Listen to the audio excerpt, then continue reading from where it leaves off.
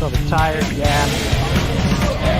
Ever since my father and I took a trip to Loudon, New Hampshire this summer, to the NASCAR Cup Series race, I've had an undying itch for some short track racing. When I was a young buck, we attended a handful of races on Saturday afternoons at USA Motor Speedway, a track I did a video about last time. USA Motor Speedway was a short track in Scarborough that used to hold a myriad of races, but closed up shop in 2021. So to watch some short track racing, we have to find a new venue.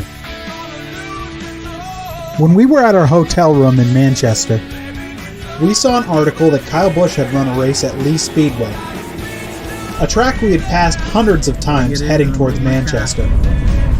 Aw, yeah! And Summer Classic, that's what they're calling it. Yep. Look at the track. Look at them stands. Look at them tracks. Hell yeah. Maybe Kyle should have focused more on his Cup Series race. I believe that he slapped the wall in practice, and then Kyle spun out during the main race and retreated to the garage after that. Him and Kyle Larson this year have been nothing but checkers or wreckers. After getting home back to Maine, we made a plan to attend a race at LEE Speedway. After our time in Loudon, we had a really good idea of what would be needed at the track. Loaded up early in the morning on Saturday and headed to New Hampshire. Holy cow! Inline rollerblades. That's how she goes. Are you just gonna document that I was speeding? No, they don't know where we are. We're in Vermont. LEE Speedway is in Epping, New Hampshire, which is roughly 1 hour away from my house, which is a manageable drive. We get down to the track roughly 3 hours early to the race, so we went out to dinner and we visited the beautiful Walmart of Epping. We saw a cool-ass Mustang. That's the dopest Mustang I've ever seen. It's so cool. I've never seen another one cooler. And a converted food truck, I think? Friend. That's enough, though.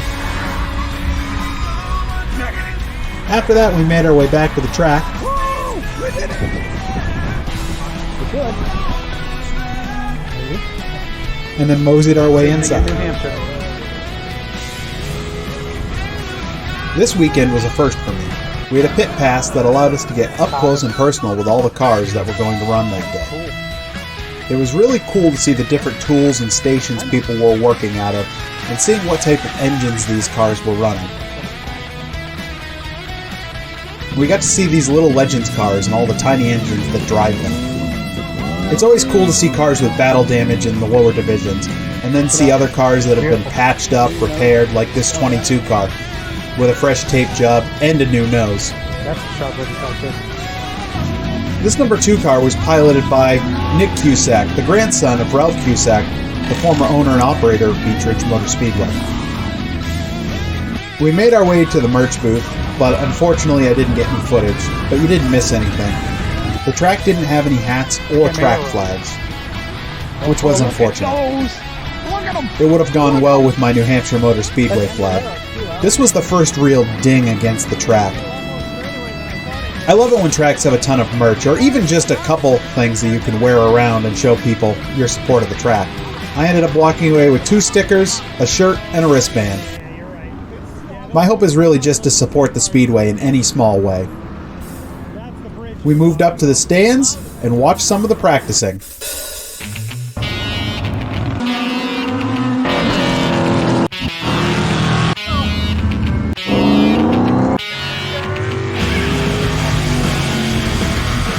It was a good time watching all the cars and seeing how this track functions different to Beach Ridge. One of the interesting things was getting these super mods started. They only had one truck that was working as a pusher, which didn't make sense because they had at least 4 safety trucks within their feature. But this truck was the only one with a push plate on the front. So for these super mods, a 4-wheeler would get the car prepped, and then the truck would push it onto the track. I don't know if the 4-wheeler couldn't get up to enough speed, but it was a slow and tedious process for a field that had almost 20 cars. These super mods are a lot like the sprint cars. Apparently they don't have a starter, so you need to get them rolling in order to start them up. As we were sitting there watching the cars drive around, I had the thought that I would love a program for this race. Something that could tell us more about the track. This was another ding against the track. I couldn't find any, and decided to ask a lady that was running one of the registers. And she informed me that the track was under new management, and the new owner hadn't figured everything out yet. Programs are one of those small things, where even if I have to pay money for it, it's a nice little souvenir to have, and it also tells you more about the race and future races to come, and the drivers that will be running in the race today. After a while of sitting there and watching practice, an announcement was made and they pulled all the cars down into the pits and said that the race will be pushed back for an hour. So we gathered up our things and headed back out to the car and sat around and watched some YouTube videos and got a nice shot of the track with the drone. After about an hour and a half of straight vibing in the parking lot, we decided to take a trip back through the pit lane. As we were walking back through, we could hear what sounded like racing back on the track, with the announcer calling out something. Yeah, it's weird that they told us they were pushing back the start though, and then... My parents took off to go find a seat, and I walked through the pits for some good shots of the crews working on their machines.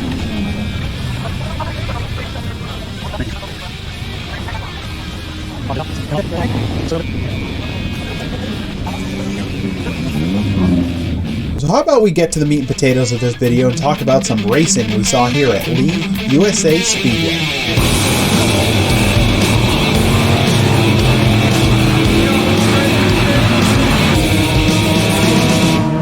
By the time I got back up to the stands, the Bandoliers were finishing up their heat race. Then the late models took the field for a short heat race. These were designated as late models, but generally also can be confirmed as super late models, even though some of the cars in the field seem to be newer Mustangs and Ford Fusions. Except for the Rogue Monte Carlo that found its way onto the track and was relegated to the last for the heat race, and part of the main race. I looked for badging on the number 37 car in the front, but it looked like it might have a new front nose, and it was hard to tell which manufacturer it was supposed to be. After this, the late models and supermods both qualified, one at a time like the way old NASCARs used to qualify. This was interesting, as Beach Ridge always had these series run heat races to figure out qualifying. But when in Rome, before getting into the race, the track did play the national anthem.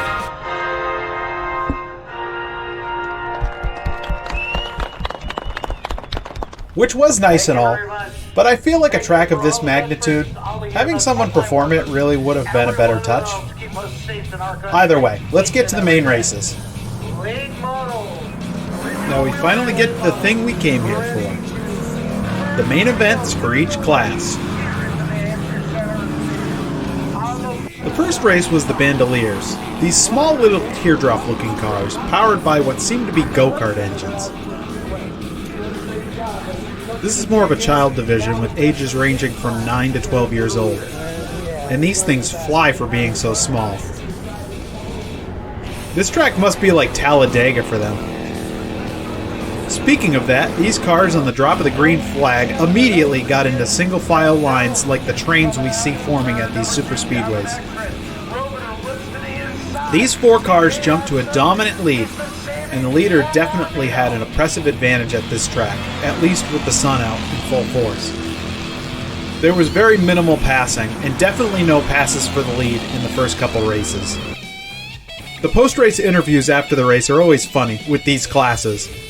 These kids are doing interviews trying to sound like the Cup Series drivers after a big win.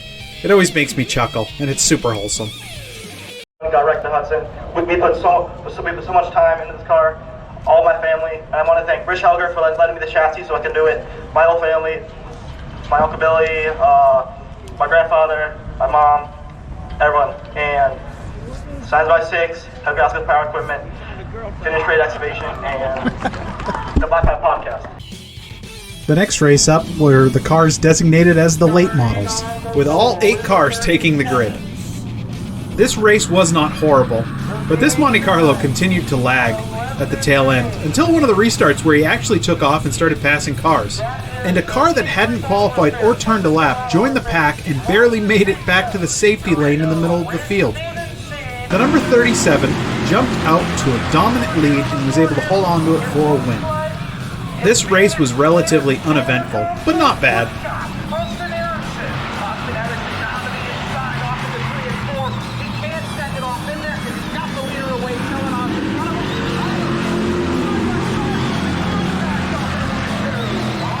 The next event were the Legends. I've been really enjoying these cars on iRacing. They're just small, cool little Ford Coupe lookalike cars, with a single seat and an engine about as big as your fist. The drivers in this series also can be young, but it seems like it ranges from 14-year-old kids to this guy who, based on the look of his eyes, probably has a pension. Ba-dum-tsh. Come here! What do you want? Hook the thing up! We're pushing! What I can't push it! Come here! Come here! I can't drive it! I need a tow truck! What tow? You want to be hooked? Follow me in! Hook it up! Lift it up! Hook it up! This race was pretty good. Another train was formed, and these cars being pushed to their limits really sounds like a pack of angry bees.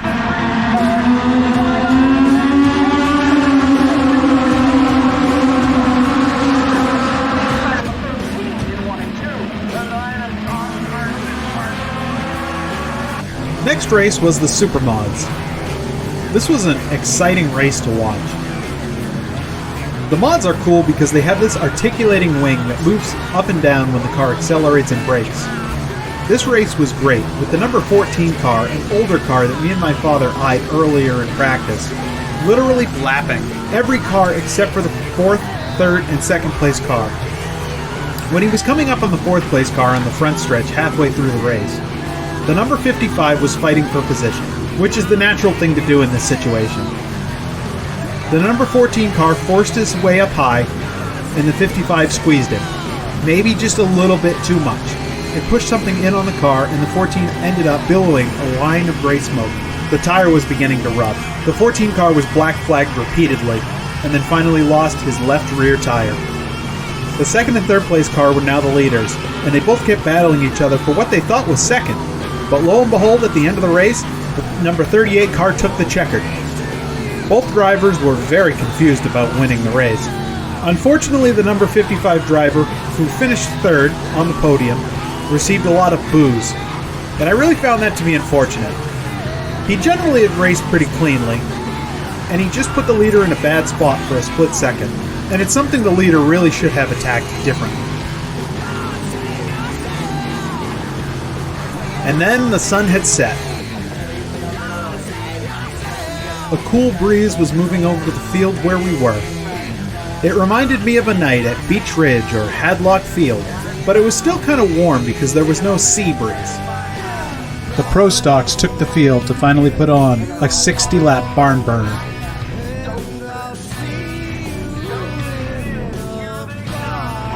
As stated before, Nick Cusack in the number 2 started in the 2nd position in the pro stock race. It's funny, the announcer had trouble with the town Lymington, and yes, this is how you say Lymington. He also struggled with Gelinas, which is a last name also from a former Beach Ridge driver, but in Maine it's also a heating and cooling company.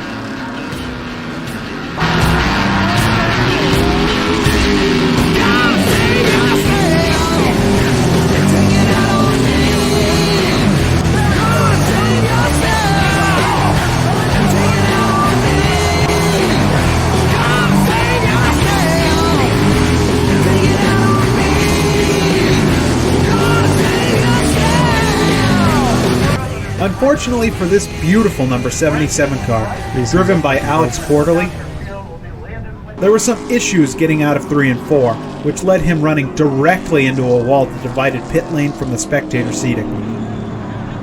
After this wreck, a handful of cars drove down into pit lane and made adjustments for whatever reason, the number 2 car of Nick Cusack being one of them. But nobody was able to catch this 93. After one of the restarts, he shot out to a dominant lead, not lapping the entire field, but he still was able to bag the victory. At the end of the day, it was a fun night filled with excitement and good racing. I enjoyed myself, and it was nice to be at a small home track again for a change. But that being said, I do have a few things I'd like to see changed or improved upon. First off, the basic thing the track needs is a program. Even if it's just a folded piece of paper with a list of planned things for today, with future dates and events listed, with a stated time that the race should be postponed to just in case anything happened, this would be a huge improvement. This is a small gripe, but things like this are also big collector's items for enthusiasts like me.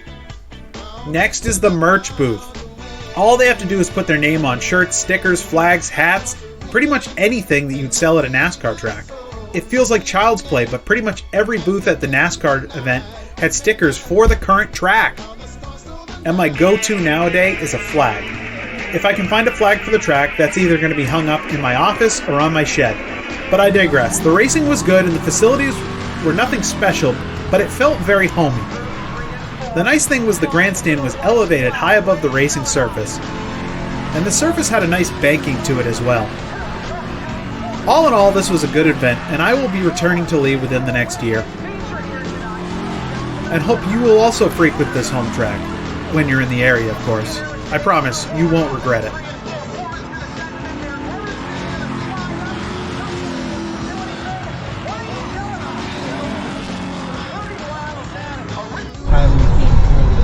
One guy working, two guys shut. It's a union job. You should know all about that.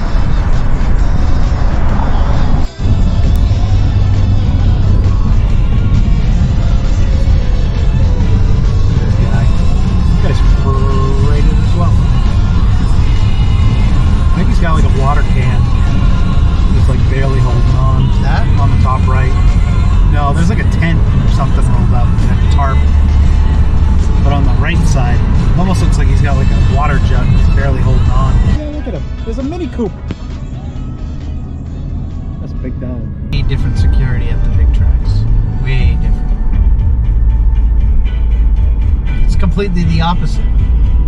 It's like the big tracks, you can bring in all the alcohol you want. Little track, no alcohol. Big track can't bring in anything with like metal or anything. Can't bring a pocket knife in. You can come in and get drunk. Oh, that's, yeah.